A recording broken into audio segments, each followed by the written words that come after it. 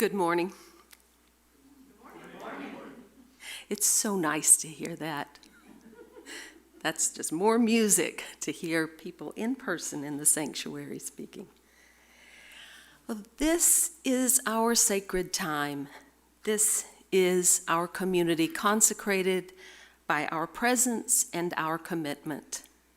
I'm Vanessa Cowie, and I'm the worship team leader at UUTC. As we begin our service, know this: you are welcome here. No matter who you are, no matter whom you love, no matter your race, age, class, or gender, no matter how you vote, whatever your physical or intellectual ability, you are welcome here. Whatever spiritual paths you have traveled, if any, you are welcome here. Whether you are sitting here in front of the pulpit or watching online at another place or time, you are welcome to our sanctuary. At UUTC, our faith calls us not to a particular creed, but to a covenant to honor every person's worth and dignity. UUTC's mission is to support individual spiritual journeys and to promote social, economic, and environmental justice. If you're here at the Unitarian Universalists of Transylvania County for the first time, welcome again, and thank you for taking a chance and taking the time to find us and worship with us. I have some announcements before we begin our worship service. UUTC's Next Normal seeks to bring us together safely. You'll notice we're all wearing masks except for those speaking from the pulpit. Please use the clipboards on your row to sign your name and telephone number, just in case contact tracing becomes necessary. There's one for every 4 or 5 seats, so no need to pass back and forth across rows. Instead of passing baskets today for our offering, the baskets will wait for you to come to them. They're at either side of the sanctuary, and there are bowls equally useful for donations or name tags to drop those in on your way out the doors. After the service, please do exit the building as soon as possible. We can take off our masks to socialize outside, and that will allow for air exchange within the sanctuary before the next service. Now, Kim Moya has a special announcement. Kim?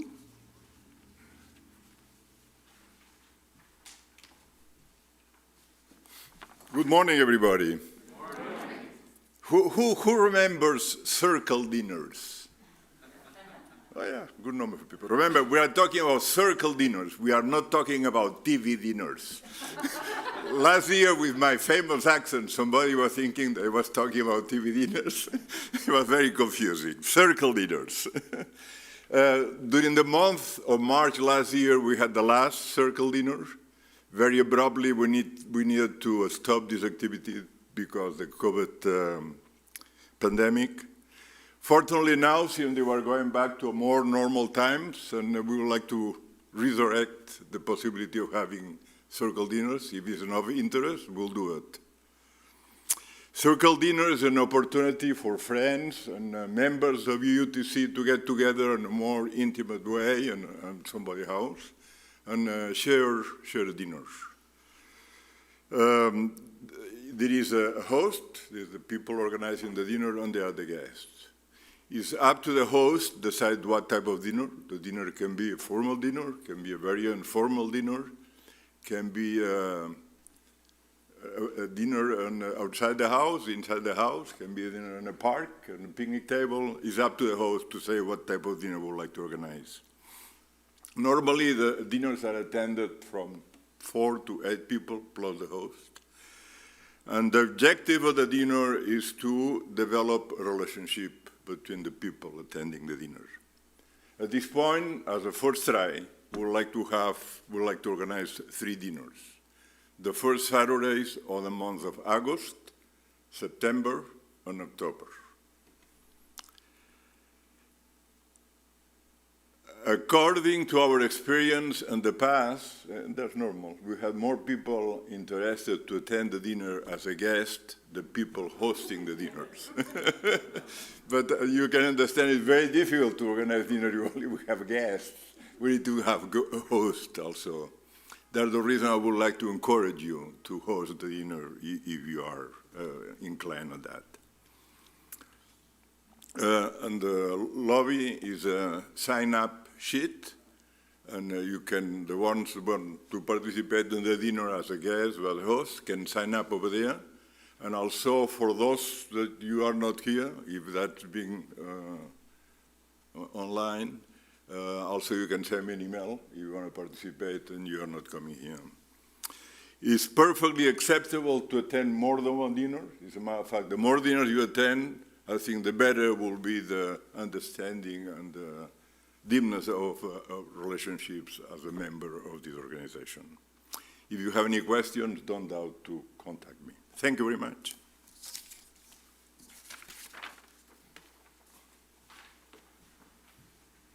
Thank you, Kim. As I announced the call to worship this morning, I want to remind you that we are avoiding vocal music this morning and during our current normal. But that doesn't mean we can't clap or dance or hum under our breath through the mask. So our musical call to worship is Pharrell Williams' popular song Happy, sung by Terry and Daniel Sandoval.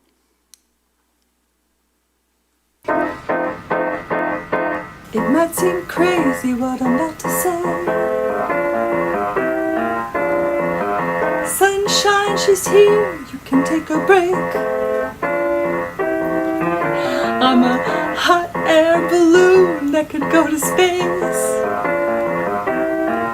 With the air, like I don't care. And by the way,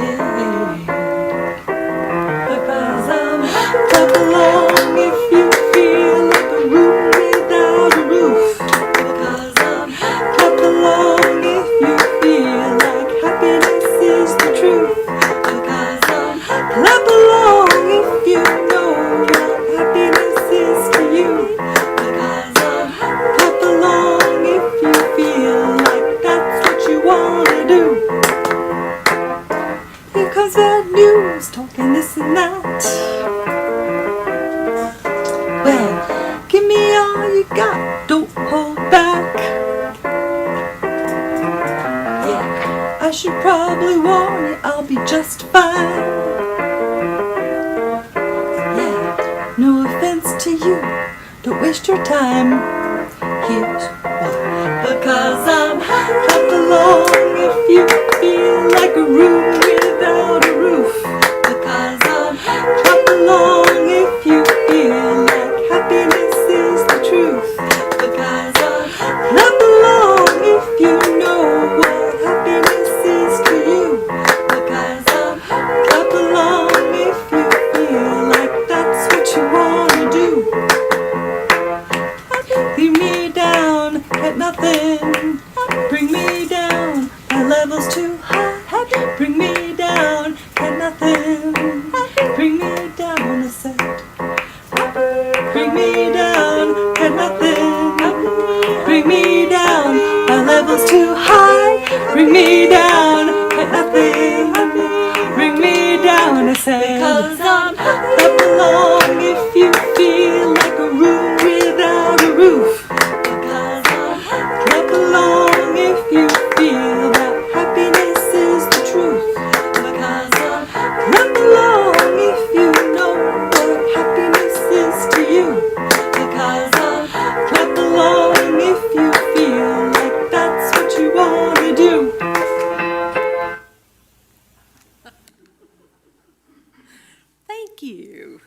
joining in with that beautiful music.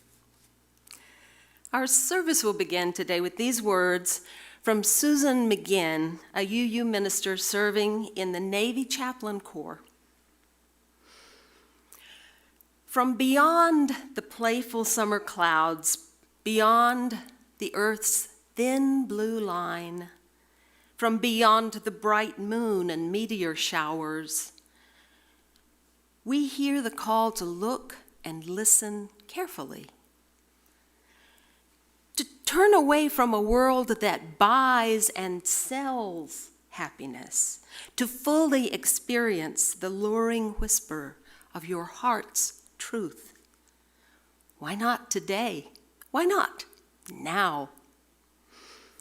We are here and together at home in this evolving place, home in this ever-changing breath and body, home in this dewy morning, even as it reaches toward a hot high noon.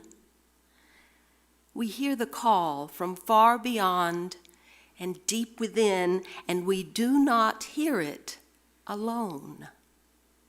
Come, let us worship together.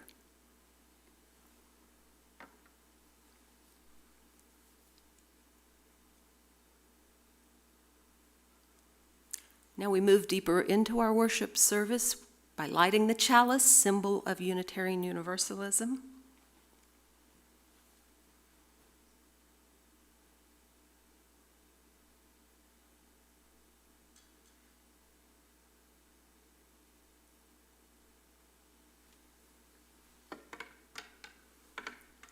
Our chalice lighting is from Andrew Pakula. Let there be light, the light of joy, the light of happiness, the light of contentment. May it illuminate our paths and fill our lives with peace. And let there be dark, for it is from our dark places that we are brought forward, tried and tested, and impelled toward growth. It is in these places that we realize compassion and learn to love. And there was day, and there was night. And there was joy, and there was sorrow, and it was good.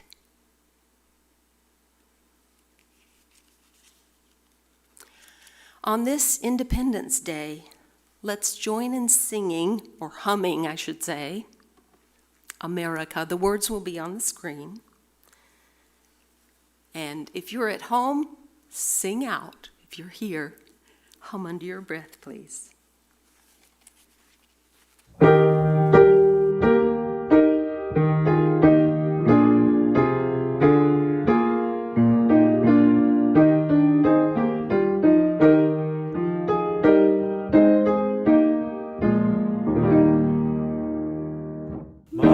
Country 'tis of thee, sweet land of liberty, of thee I sing.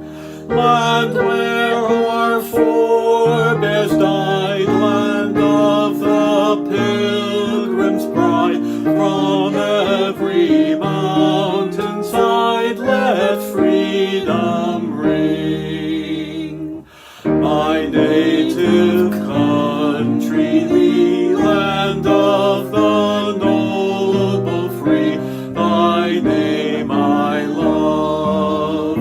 I love thy rocks and rills, thy woods and templed hills. My heart with rapture thrills like that above.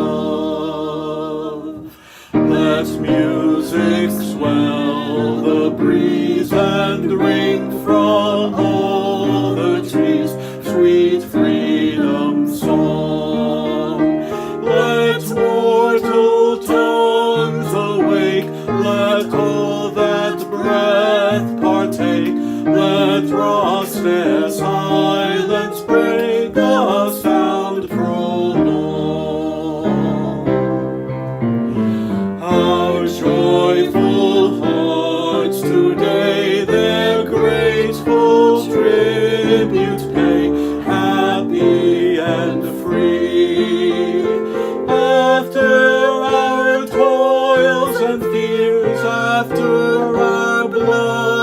and tears, strong with our 100 years, O God, to thee.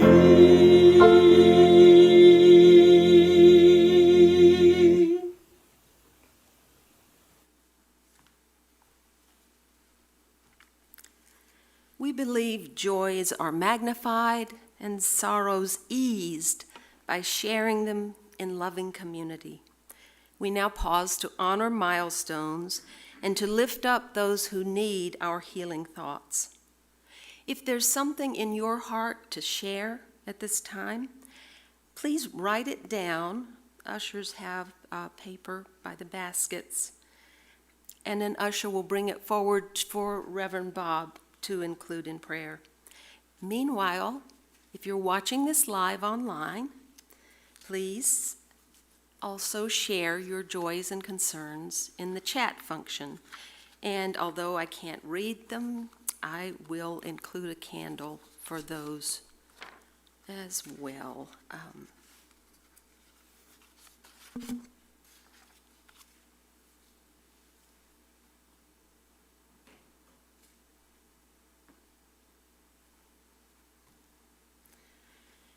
We light a candle on Independence Day for this country, in joy for the democratic institutions that were conceived of here and that gradually became more inclusive, and with concern for the strength and healing of our democracy.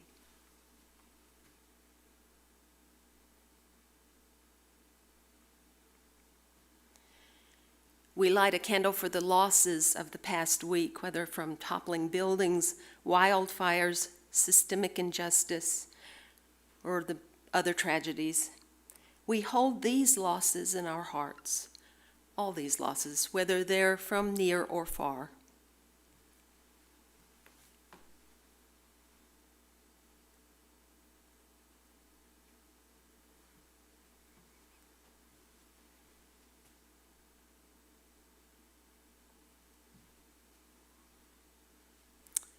We light a candle to honor those workers who've been on the front lines during the pandemic: sanitation workers, delivery workers, healthcare workers, janitors and teachers, taxi drivers and food preparers, and for all those people now joining their ranks.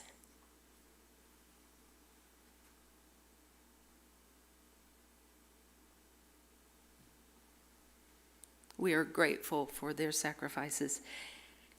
And now a candle for the joys and concerns that have been shared this morning as we appear online.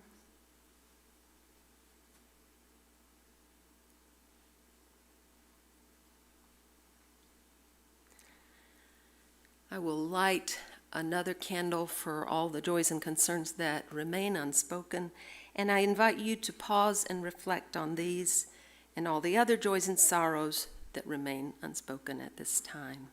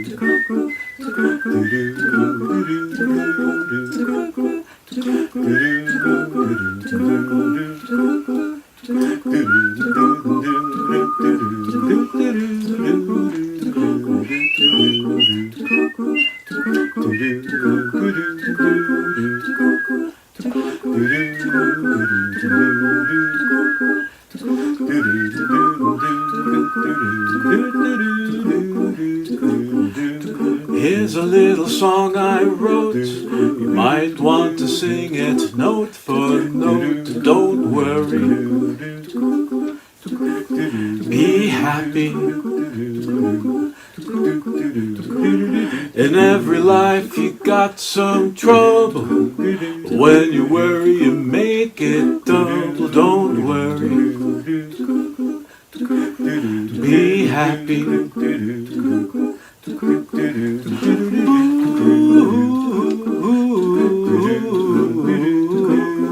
Don't worry. Be happy. Don't worry. Be happy now.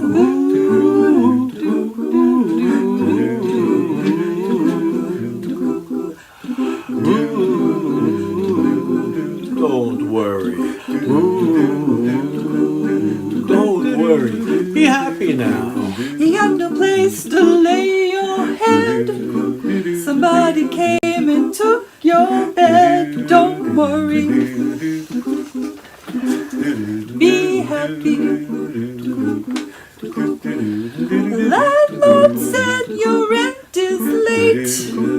He may have to litigate. Don't worry. Be happy. Look at me. I'm happy.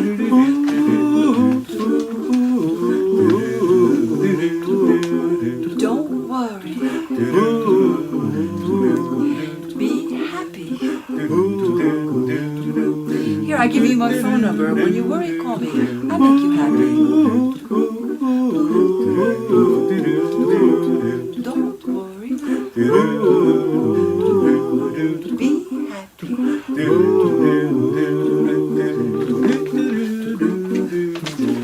Ain't got no cash, ain't got no style, ain't got no gal to make you smile. Don't worry. Be happy. 'Cause when you worry, your face will frown, and that will bring everybody down. So don't worry. Be happy. Don't worry. Be happy now.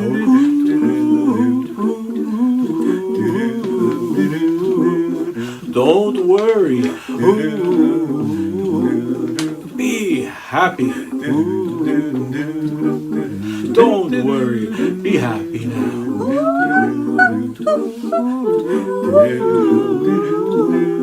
Don't worry. Be happy. Don't worry. Be happy now. Don't do it. Be happy. Put a smile on your face. Don't bring everybody down. It'll soon pass, whatever it is. Don't worry. Be happy.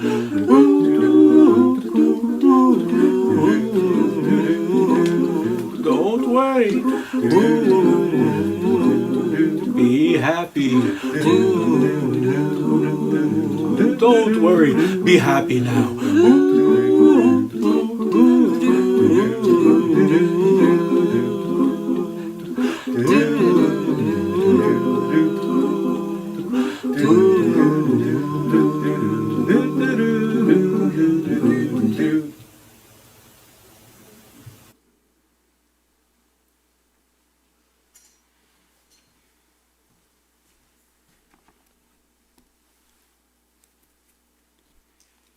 I understand from the internet that Bobby McFerrin got the inspiration for that song from a quote on a poster he saw from the Indian guru Mayor Baba, which said, "Don't worry, be happy."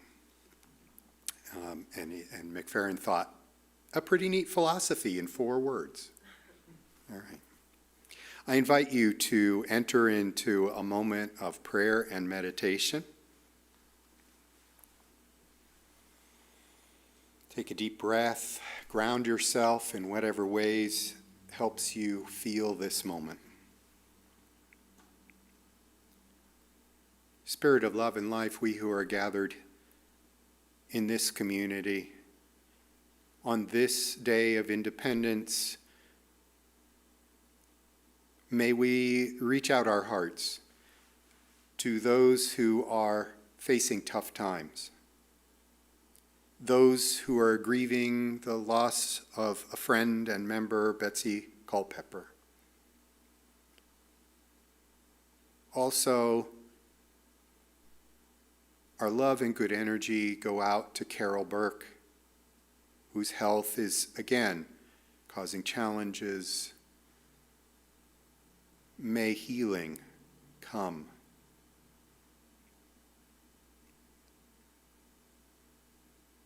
May we reach out our circles of love to those in this country who do not yet know liberty or the chance of happiness, and even all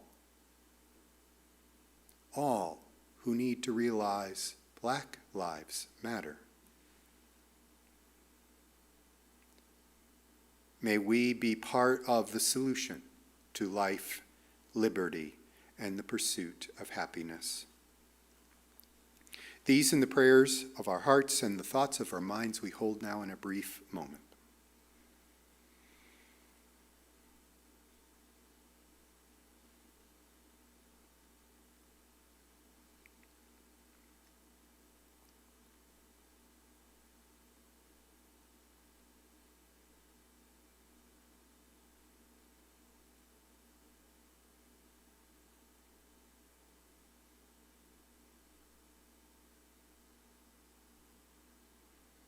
In the names of all those known and unknown, remembered and forgotten, in the names of all the helpers of humankind, we say, Amen.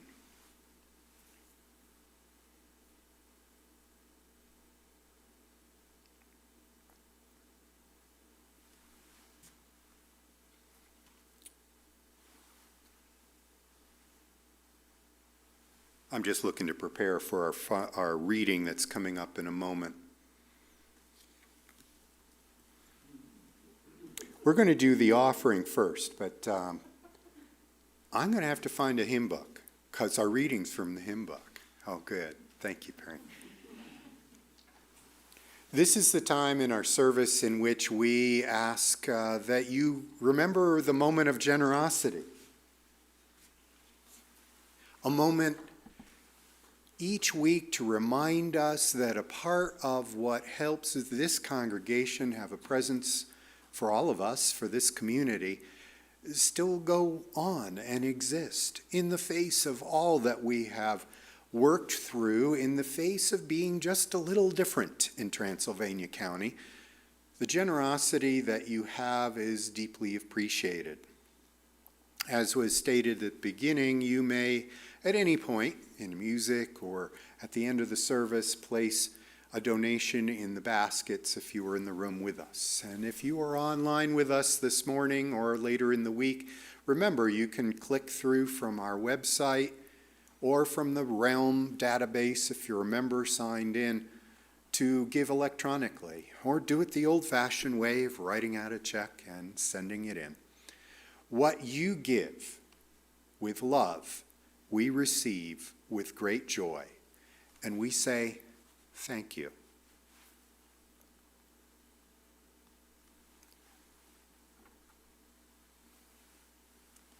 The reading that I have to share this morning is from our hymn book. It's in number 593. It's called Liberation is Costly by Desmond Tutu. Liberation is costly. Even after the Lord had delivered the Israelites from Egypt, they had to travel through the desert. They had to bear the responsibilities and difficulties of freedom. There was starvation and thirst, and they kept complaining. They complained that their diet was monotonous. Many of them preferred the days of bondage and the flesh pots of Egypt. We must remember that liberation is costly. It needs unity. We must hold hands and refuse to be divided. We must be ready. Some of us will not see the day of our liberation physically, but those people will have contributed to the struggle. Let us be united. Let us be filled with hope. Let us be those who respect one another.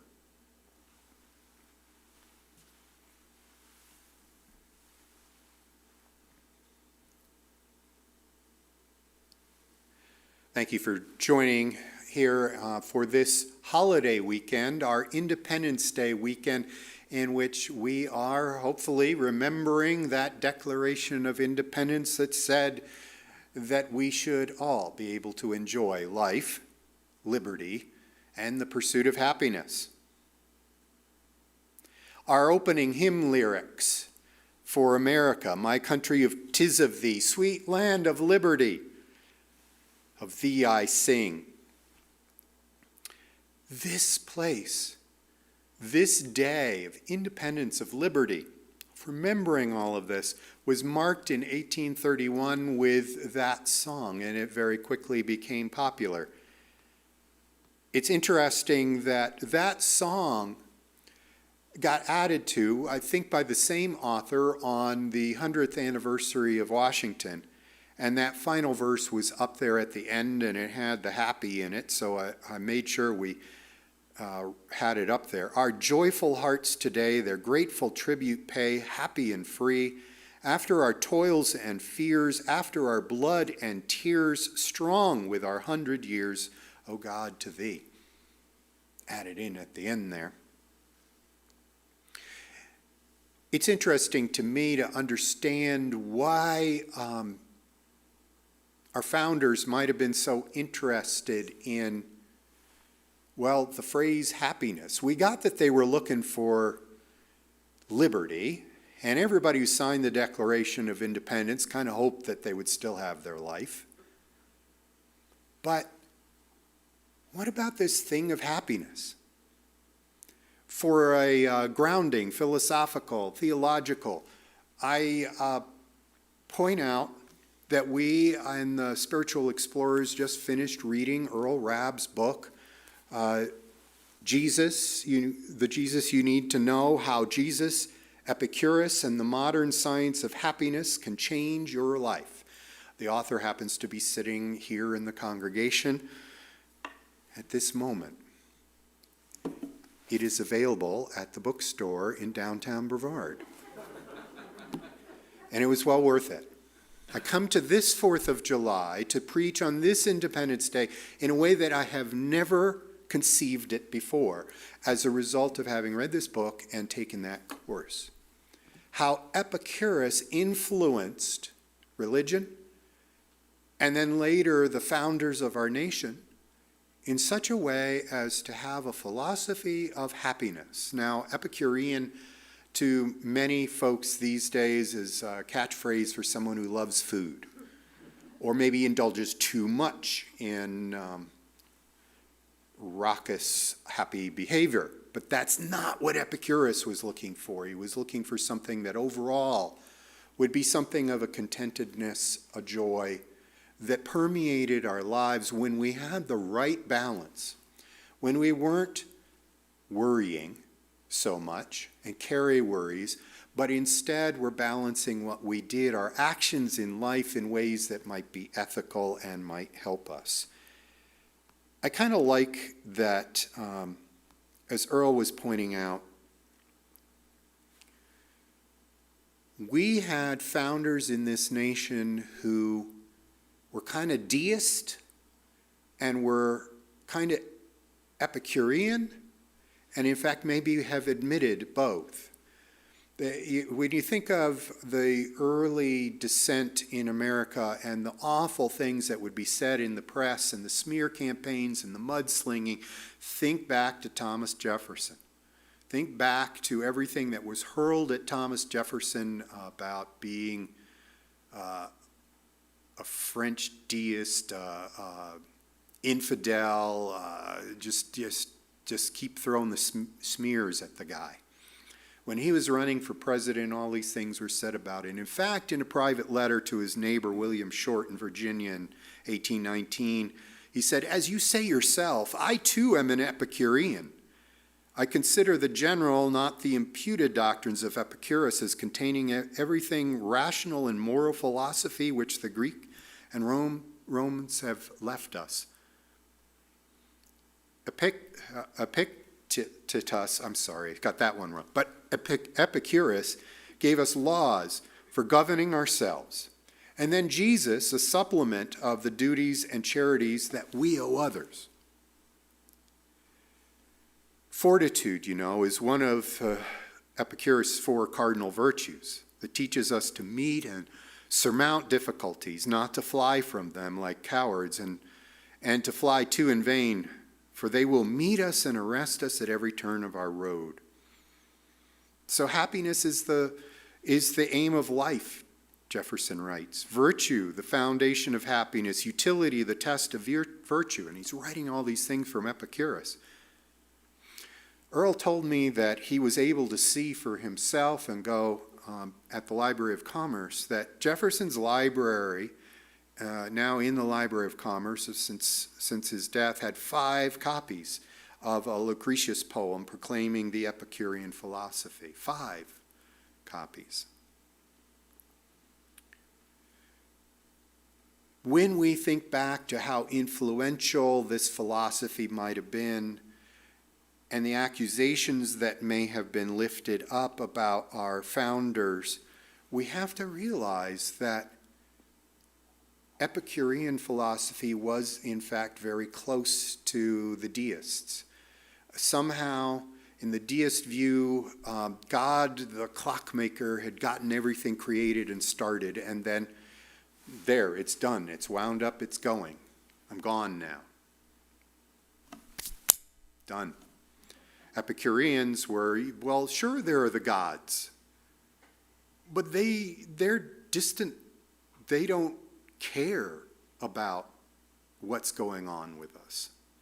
So the two are radical. I mean, we're talking Independence Day here. The people who brought independence on paper before war and separation, the people who brought the independence to us were very much, many of them, grounded in this radical thought from way back to Roman times, then forgotten through the Dark Ages, that happiness and balance, some way of living a moral life of fortitude in a way that was happy, not self-flagellating or suffering, that these folks were saying, from their radical place, something of coming from a need to set forth, a need to proclaim, a need to, with their words, move others, to bring us life, liberty, and the pursuit of happiness. Now, I think I had often known that life, liberty, and the pursuit of happiness had been built on a previous phrase, but altered from it. George Mason, another Virginian up in Virginia with Thomas Jefferson, had written the month before in the Virginia Declaration that all men are born equally free and independent and have certain inherent natural rights of which they cannot by any compact deprive or divest their posterity, among which are the enjoyment of life and liberty with the means of acquiring and possessing property and pursuing and obtaining happiness and safety. Now, Jefferson cut out a whole bunch of that stuff.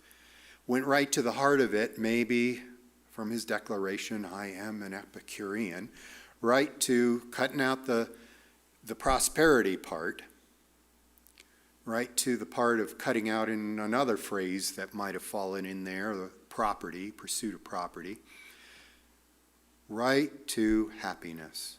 Life, liberty, and a pursuit of happiness.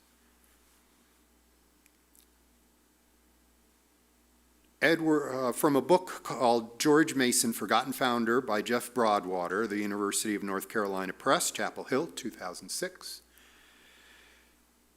He says, Edward Worley Montague, one of the most popular of the Whig historians, WHIG, the political party, argued that Epicurus had helped bring about the collapse of the Roman Republic by undermining the belief that all things here below are directed and governed by divine providence. Montague condemned the principles of modern deism as in reality the same thing with those of Epicurus. It's interesting that he would be railing against those very politicians who were saying life, liberty, and pursuit of happiness from that Epicurean standpoint, condemning it as something that would, in fact, lead to the fall of a republic. Again, quoting from Broadwater's book, he quotes a Scottish visitor to Virginia, this Scot reflecting on the people that they diligently search the scriptures, but the scriptures which they search are the laws of Virginia. For though you may find innumerable families in which there is no Bible, yet you will not find one without a law book. For all of you who are in society and hearing out there that all our founders and those who started our country's freedom were deeply Bible-loving Christians, they may, in fact, have had a love of Christ, but they were far more interested, from this Scots perspective recorded in history, of how do we get the laws right? How can we have what we think is the right way of governing us? I look at what history has taught us of how we didn't get it right. By the time of the Constitution, the idea of life, liberty, and the pursuit of happiness had become tainted, had become warped through the lack of recognition of who exactly was fully human. Not just the male property owners who could therefore vote, but what about the slaves? What about the Native Americans who had been here first? What, later on, about the Chinese who built the railroads? What about all of that? Within a dozen years of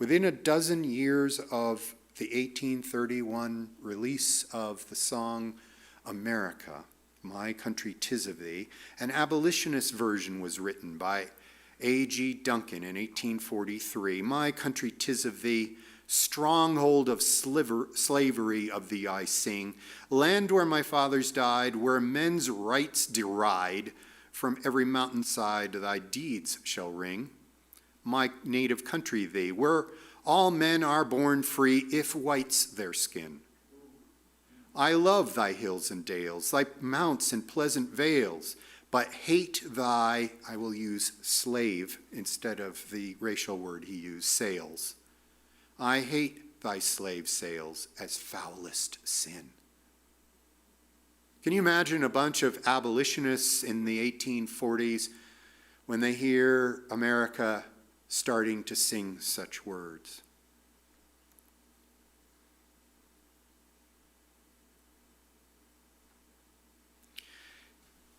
It's interesting, even among the founders themselves, Epicurean or not, who might have had an insight to the ways in which Epicurus might have said, you have an imbalance there. Your pursuit of happiness, white guys, is going to lead to bloodshed. Your pursuit of happiness at the expense of others is going to warp you into a toxic masculinity. I mean, how much can we learn from those founders when we see their deep faults at understanding the true balance that was needed, the ways in which their exploitation of others meant that some got a little more pursuit of happiness, a lot more property, and some didn't. The ones that they decided to own. Dan McCannon, in his book Prophetic Encounters, Religion and the American Radical Tradition, said, "Everyone needs a history, especially those who seek to change the future.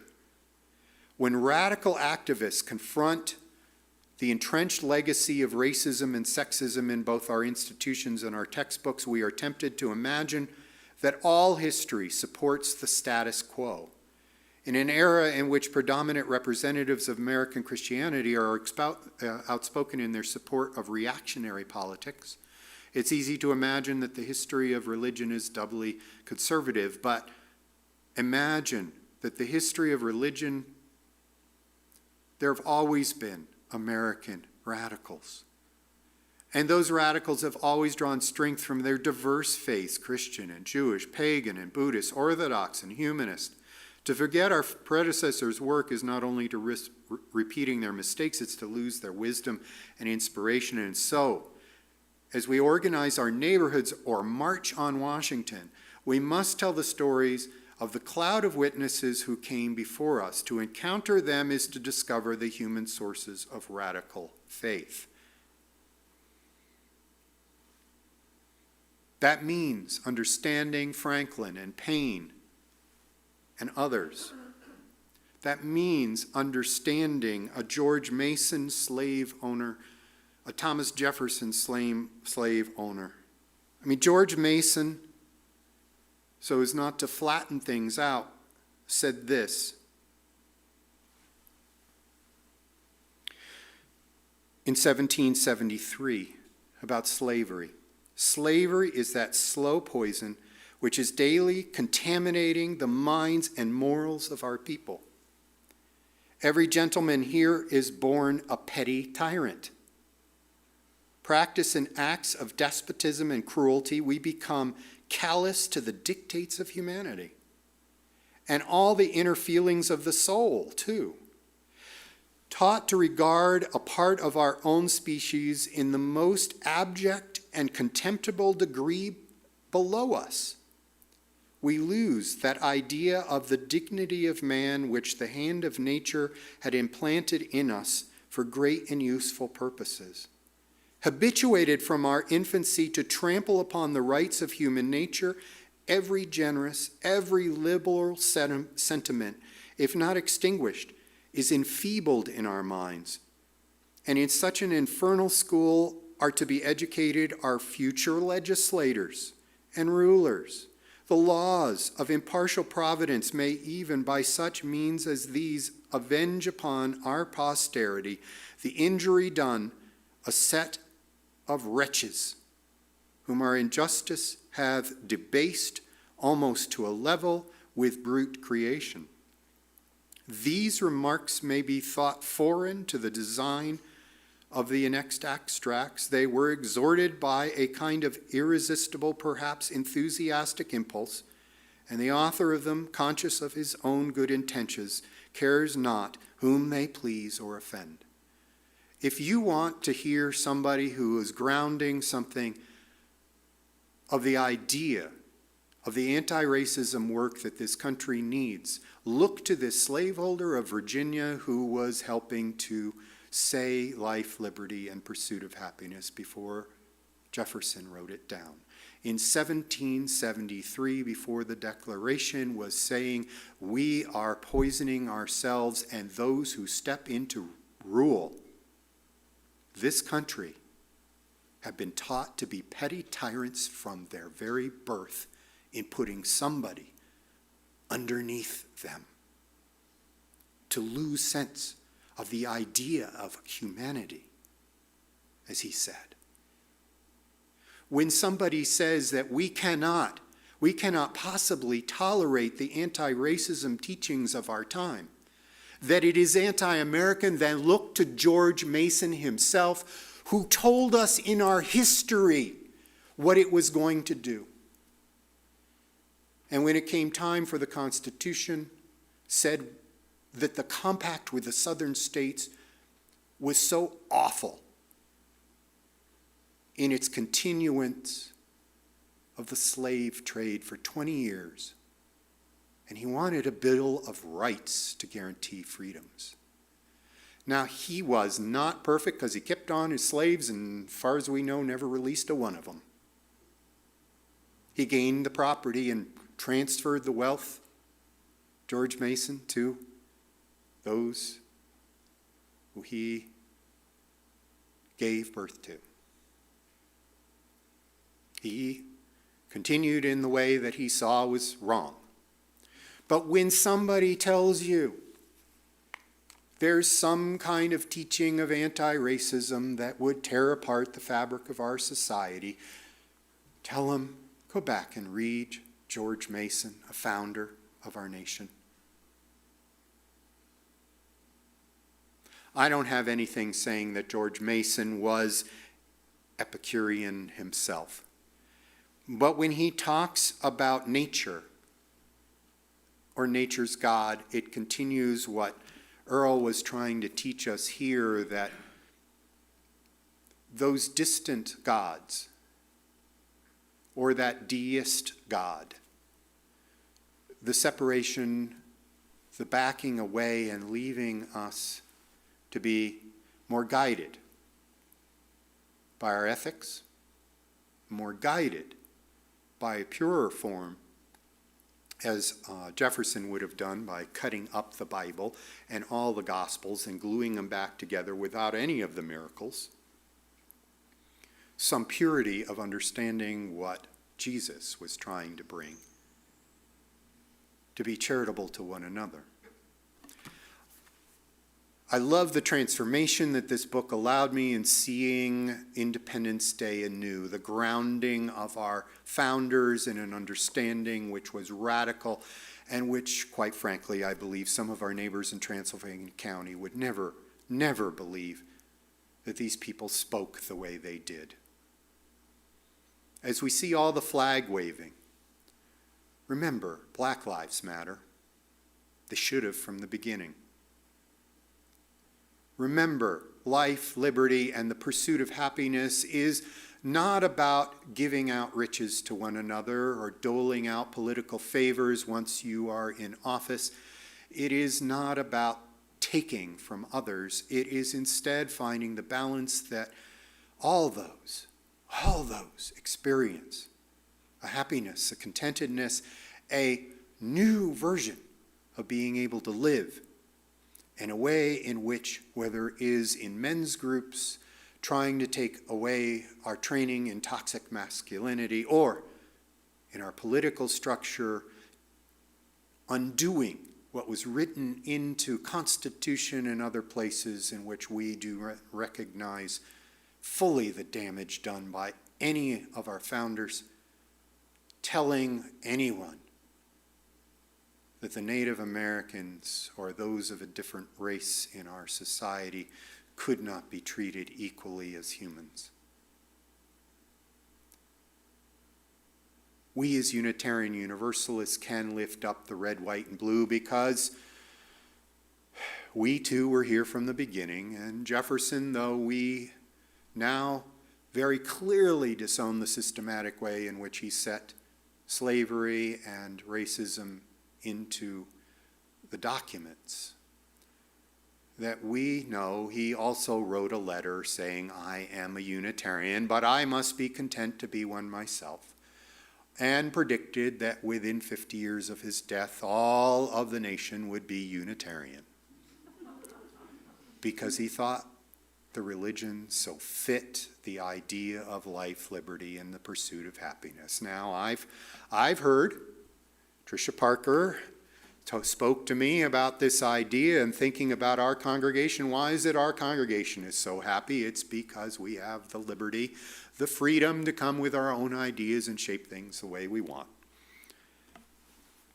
And our Unitarian Universalist Association publishing a study that we're all supposed to be focused on with our goals widening the circle of concern, report on the UUA Commission on institutional change. We have to change up who we are as an institution here and nationally as a way of understanding the ways in which our forebears also set into motion all sorts of things that may have made it unhappy for people who came to our midst and have cut us out from welcoming those who might look different from us. It is my challenge then on this red, white, and blue day. Well, I at least got the blue and the red on my tie. I don't have a white suit.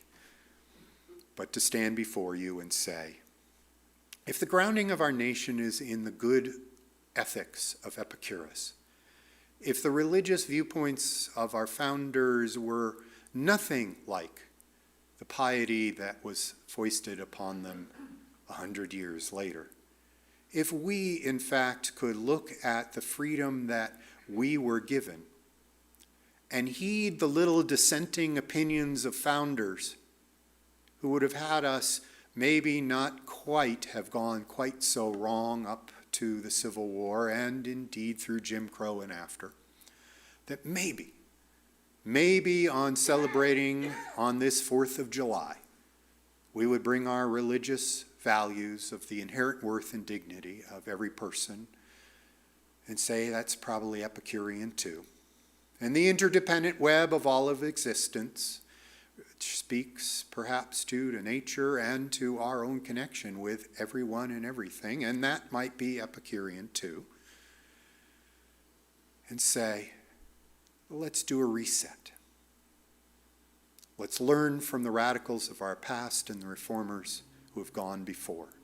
Let's listen to the voices of Desmond Tutu from outside of our country to help us understand again what it means to be free and the challenges of it.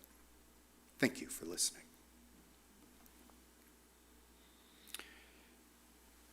Our closing hymn is number 287, Faith of the Larger Liberty. Let's hope it is. Faith of the Larger Liberty.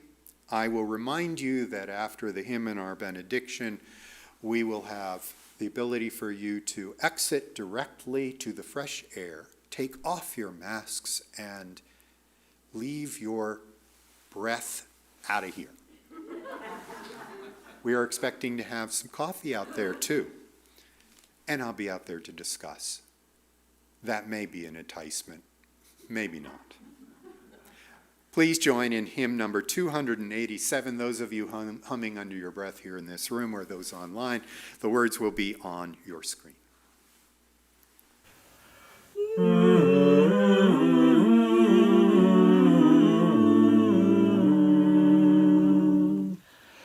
Faith of the larger liberty, source of the light expanding, law of the church that is to be, old bondage notwithstanding. Faith of the free, by thee we live, by all thou givest, and shall give our loyalty commanding. Heroes of faith in every age, far-seeing, self-denying, wrought and increasing heritage, monarch and creed defying. Faith of the free, in thy dear name, the costly heritage we claim, their living and their dying. Faith for the people everywhere, whatever their oppression, of all who make the world more fair, living their faith's confession. Faith of the free, whate'er our plight, thy light shall be our blessed possession.